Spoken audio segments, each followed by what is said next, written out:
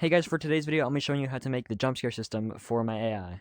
Okay, so first thing we're going to do is come up here to your AI right here, and then get a seat, put it like right in front of your monster. Now click on the seat chip, configure it, and detach the chip. Then if you're going to animate the seat, get an animation controller, and then first attach the seat to the clamp before you animate it. So I'm just going to attach this to the animation controller, and I'm not going to animate it, I'm just going to use it to show you guys how to do the animation controller too. Alright, so first when a player enters, we're going to check if someone's already in the seat. If no one's in the seat, then we'll seat the player. So we're going to need an if chip and is valid. Connect this up, and then we're going to check if the seated player is valid.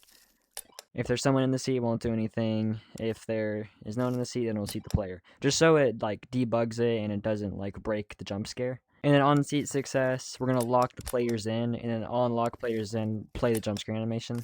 And if you have any audio, you're going to want to put your audio right here and have the play the audio on play animation right here. Then we're going to want to get a delay to seat the player for a certain amount of time. So when the animation plays, then we're going to make the delay for, I'm just going to go 1 second. Then after the delay, we need to unseat the player. But before we unseat the player, we have to set the seat lock players into false. So get a seat set lock players in chip, and then connect this to the after delay, and the target is the seat.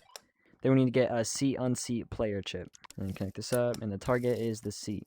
So now when a player enters, it'll seat the player, play the jump scare animation, and unseat the player, but now we need to teleport the player to somewhere else. So what we're going to use for the position is an invisible collision. Configure invisible collision and disable it, and configure the chip for the invisible collision, and detach it, and then scroll all the way down, delete all board content. Now get a set position, and a get position, and then we're going to get the position of that invisible collision, and then connect this up to the set position. And the target, we can't just connect the target to the seated player because there's no more seated player. So we're going to need to save the last seated player and then unseat that last player. So we're going to need a player variable chip. I just named it seated player and sync the variable. Connect the play right here to the seated player, and then connect the input on the variable to the seated player on the seat, and the output of their variable to the delay. And now the output of the variable right here to the set position target right here. Then we're just going to clone over the variable and connect this up to the variable and make this local player invalid player, so it resets the variable. So now if I enable the AI, I go to him, it seats me and then it teleports me. Also, one thing, don't forget to configure your seat and turn on visible only when components are visible, and then go to seat collision enabled and turn that off. And then now we're going to make it so the AI stops, and then jump scares the player, and then the AI will keep on going. So we're going to need an AI set pathing speed. And we can't just connect this up to the AI set pathing speed.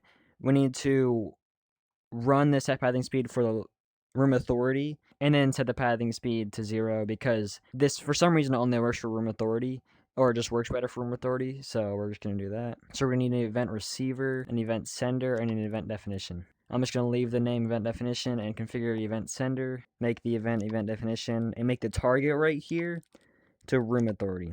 And configure your event receiver, and also make this event definition. Now connect up this delay on run right here to the event sender, and the event receiver to the AI set pathing speed, and the AI is the AI event right here. So set the pathing speed to 0, and then we get a delay, and then set pathing speed back to its walking speed. Connect this up, and then after delay, then it will set the speed. You can set the pathing speed however much you want. I'm going to set mine to 5. And then the AI is the AI right here. So now if I spawn in the AI, and then I run into him, then I get seated, and then he teleported.